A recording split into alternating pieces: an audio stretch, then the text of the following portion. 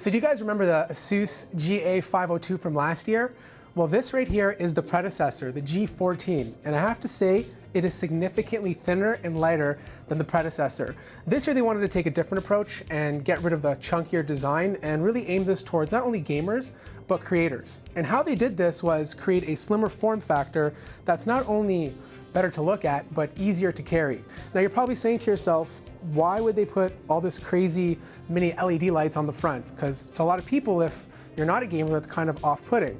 Well, you don't have to keep this on. It's customizable, so you can pretty much change it to any sort of profile you want, but at least you have the option to do it. Keyboard situation, much better than the previous version. I remember the GA502 had a pretty good keyboard, but it was a bit mushier than this one. This one has more of a tactile feedback.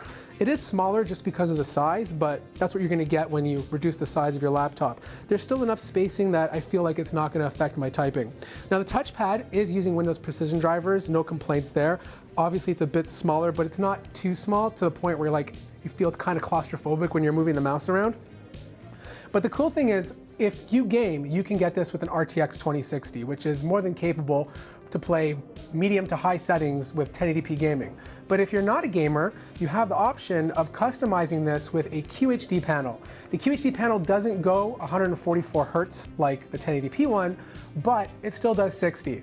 And they have variable refresh built into this so that you still won't get any screen tearing if you decide to game on the higher resolution panel. On top of that, you have new processors in here. This is the year that AMD is releasing the 4000 series of H processors. No more 4 cores, you can now get it with 8. I can't give you guys an idea of how well it performs, but I'd imagine 8 cores, 16 threads with a 7nm architecture. Not only are you gonna get better speeds than the previous year, you're also gonna get better power efficiency.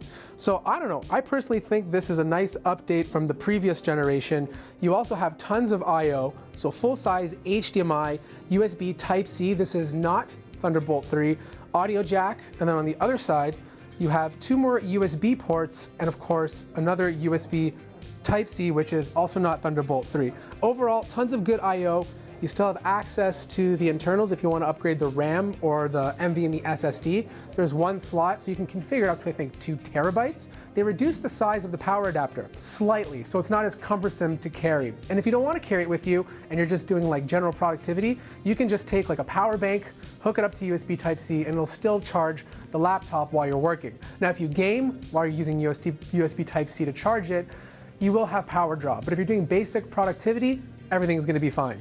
Anyways, this will probably be available sometime anywhere from, I'm guessing, Q1 to Q2 of 2020. If you have any more questions regarding this laptop and you wanna see a full review, let me know in the comments below. Like the video if you liked it, subscribe if you haven't already, and subscribe to stay tuned for more awesome updates from CES 2020.